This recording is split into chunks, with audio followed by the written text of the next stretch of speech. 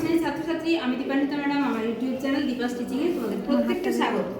এটা তোমরা দেখতে পাচ্ছ মাধ্যমিক 2026-এর ইতিহাস প্রশ্নপত্র। আমি ভূগোলের প্রশ্নপত্রের পর্ষদ প্রদত্ত যে নির্দেশিকা সেটা দিয়েছিলাম, তারপর থেকে তোমাদের কাছে বারবার রিকোয়েস্ট আসছে যে ইতিহাসের যে প্রশ্নপত্রের উত্তর যেটা পর্ষদ থেকে দিয়েছে সেটা অবশ্যই আপনি আপলোড করবেন। তো আজকে সেই কারণেই ভিডিওতে আসা, তোমাদেরকে এক এক করে জানাবো ইতিহাসের প্রশ্নগুলোর উত্তর যেটা পর্ষদ নির্ধারণ করে দিয়েছে। দেখো 2026-এর ইতিহাস প্রশ্নপত্র একের দাগেরটা letters from a father to his daughter, এটার উত্তর হবে 30টি। জীবনস্মৃতি গ্রন্থটি লিখেছেন রবীন্দ্রনাথ ঠাকুর।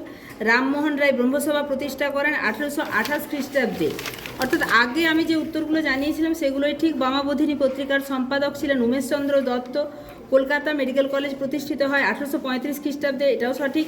যেগুলো দাগ দেওয়া আছে সবই সঠিক, মানে পর্ষদ প্রদত্ত উত্তরের কথা বলছি, সবই এইগুলোতে তোমরা নম্বর পাবে। ভারতে প্রথম ঔপনিবেশিক অরণ্য আইন প্রণীত হয় 1865 খ্রিস্টাব্দে। গয়া মুন্ডা অন্যতম নেতা ছিলেন মুন্ডা বিদ্রোহের। 19 শতকে সভা সমিতির যুগ বলেছেন ডক্টর অনিল শীল। বন্দে মাতরম সঙ্গীতটি রচিত হয় 1875 খ্রিস্টাব্দে। ভারত সভা প্রতিষ্ঠিত হয় 1876 খ্রিস্টাব্দে।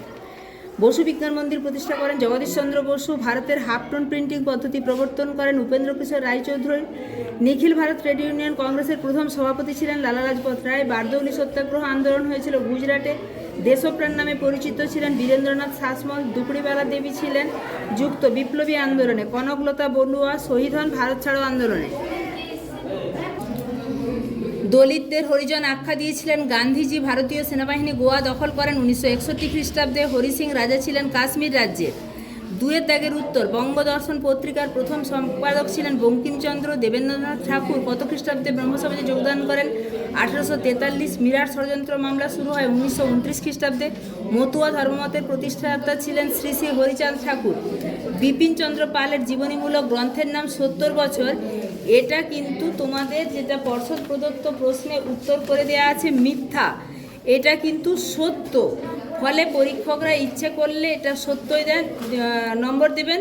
আবার যেহেতু পর্ষদ মিথ্যা বলেছে তাহলে মিথ্যাতেও নম্বর পাবে। এবার ডিপেন্ড করছে পরীক্ষক কী করবেন, কিন্তু পর্ষদ এটার উত্তর দিয়েছে মিথ্যা। আমি আগেও জানিয়েছিলাম এটা সত্য এবং এটা কিন্তু সত্য। প্রথম ভারতীয়, আবারও বলে নিই, এটা কিন্তু পর্ষদ বলেছে মিথ্যা। প্রথম ভারতীয় সব ব্যবচ্ছেদকারী মধুসূদন দত্ত, এটি মিথ্যা। গগনেন্দ্রনাথ ঠাকুর ছিলেন একজন ব্যঙ্গচিত্রশিল্পী, মিথ্যা। জাতীয় শিক্ষা পরিষদ প্রতিষ্ঠিত 1906 খ্রিস্টাব্দে, সত্য। বল্লভভাই প্যাটেল যাবে বারদৌলি আন্দোলন। Doctor B.R.. আম্বেদকর এটা যাবে দলিত আন্দোলন। রশিদ আলী যাবে ছাত্র আন্দোলন। মেজর জেনারেল জয়ন্তনাথ চৌধুরী যাবে একেরটা অর্থাৎ হায়দ্রাবাদে।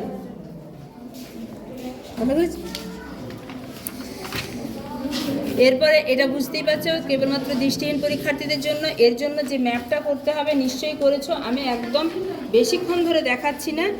জাস্ট এটা দিল্লি, এটা রাঁচি, এটা ঝাঁসি, এটা হচ্ছে বারাসত।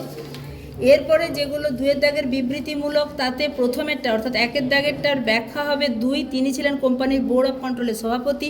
দুয়েরটার ব্যাখ্যা হবে এই আইনের উদ্দেশ্য ছিল ব্রিটিশ সাম্রাজ্যবাদী স্বার্থ চরিতার্থ করা। তিনেরটার ব্যাখ্যা হবে তিনি ছিলেন বেঙ্গল কেমিক্যাল অ্যান্ড ফার্মাসিউটিক্যাল ওয়ার্কসের প্রতিষ্ঠাতা। চারেরটার ব্যাখ্যা হবে এটি ছিল সশস্ত্র কৃষক বিদ্রোহ। এখানে একের দাগ থেকে যে প্রশ্নগুলি আছে তার উত্তরের যে ধারা অর্থাৎ উত্তরটা কি হবে, এটা তো একটু বড় কোশ্চেন, তাও তোমাদেরকে বলে দিচ্ছি। একেরটার উত্তর হবে যেটি হচ্ছে সীমাবদ্ধতা, অতিরঞ্জিত বর্ণনা, বিকৃত তথ্য, একপেশে মন্তব্য, নিরপেক্ষতা নিয়ে সংশয়। দুয়েরটির উত্তর হবে ঔপনিবেশিক শক্তির বিরুদ্ধে রামমোহন ক্লাবের আইএফএ শিল্ড জয়লাভ, বঙ্গভঙ্গের সিদ্ধান্ত প্রত্যাহার, কলকাতা থেকে দিল্লি রাজধানী স্থানান্তর। তিনেরটা হবে পাশ্চাত্য শিক্ষার সূত্রে ভারতীয়দের নিজ সমাজ ও ধর্ম সম্পর্কে হীনমন্যতাবোধ গড়ে তোলা, খ্রিস্ট ধর্মের প্রচার ও প্রসার ঘটানো, ইংরেজি স্কুল প্রতিষ্ঠা। চারেরটার প্রশ্নটা দেখে নাও, সর্বধর্ম সমন্বয় বলতে কী বোঝো? সর্বধর্ম সমন্বয় প্রচার করেন রামকৃষ্ণ। সকল ধর্মই সত্য, যতমত ততপথ, মানবতাবাদের প্রচার। পাঁচেরটার উত্তর হবে প্রচলিত ব্যবস্থার আমূল পরিবর্তন। বিপ্লব একটি দীর্ঘমেয়াদী পরিকল্পনা। বিপ্লব শান্তিপূর্ণ বা বিনা রক্তপাতে হতে পারে। আমেরিকার বিপ্লব ফরাসি বিপ্লবের উদাহরণ। ছয়েরটা হচ্ছে নেতৃবৃন্দের রাজনৈতিক শিক্ষার অভাব, ধর্মীয় সংকীর্ণতা, যোগ্য নেতৃত্বের অভাব, বলপূর্বক অর্থ আদায়, সুনির্দিষ্ট লক্ষ্যের অভাব, গণসমর্থনের অভাব।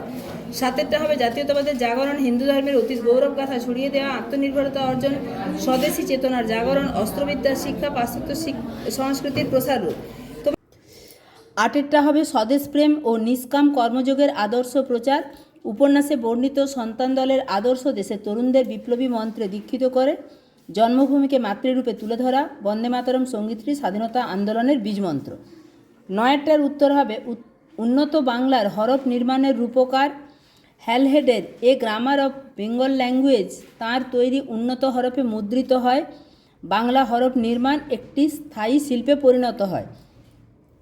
10এরটা তারকনাথ পালিতের উদ্যোগে প্রতিষ্ঠা কারিগরি শিক্ষার বিকাশ ঘটানো, মাতৃভাষায় বিজ্ঞান শিক্ষার প্রসার ঘটানো, স্বদেশী শিক্ষার প্রসার ঘটানো ইত্যাদি। 11টা হবে সুনির্দিষ্ট কৃষিভিত্তিক কর্মসূচি ছিল না, জমিদারি অত্যাচার বন্ধের কথা বলা হয়নি, খাজনা বৃদ্ধির প্রতিরোধ করা হয়নি, নেতৃবৃন্দ জমিদারদের বিরুদ্ধে যায়নি। 12টার উত্তর হবে 1928 খ্রিস্টাব্দে এই পার্টির প্রতিষ্ঠা, পুঁজিবাদ বিরোধী কৃষক শ্রমিক আন্দোলনকে সংগঠিত করা, পত্রপত্রিকার মাধ্যমে দেশে সাম্যবাদের প্রচার, শ্রমিক কৃষকদের স্বার্থ রক্ষা করা, বামপন্থী আন্দোলনকে শক্তিশালী করা। 13টার উত্তর হবে 1905 খ্রিস্টাব্দে কার্লাইল এই দমনমূলক সার্কুলার ঘোষণা করেন। ছাত্রদের স্বদেশী আন্দোলন থেকে দূরে সরিয়ে রাখা, আন্দোলনে যোগদান করলে শিক্ষা প্রতিষ্ঠান থেকে বহিষ্কার, শিক্ষা প্রতিষ্ঠানের অনুমোদন বাতিল। 14টার উত্তর হবে ভারতীয় হিন্দু সমাজে অধিকারহীন, পিছিয়ে পড়া, অনুন্নত সম্প্রদায়ী, দলিত, অর্থনৈতিক, সামাজিক ও ধর্মীয় অধিকার থেকে বঞ্চিত। গান্ধীজি এদের হরিজন আখ্যা দেন, বাংলায় এদের নমশূদ্র বলা হতো। 15টার উত্তর সর্দার বল্লভভাই প্যাটেল এই চুক্তিপত্র তৈরি করেন। দেশীয় রাজারা ভাতা, খেতাব ও বিভিন্ন সুযোগ সুবিধার বিনিময়ে নিজ নিজ রাজ্যকে ভারতভুক্ত করতে এই চুক্তিপত্রে স্বাক্ষর করেন। 16টার উত্তর হবে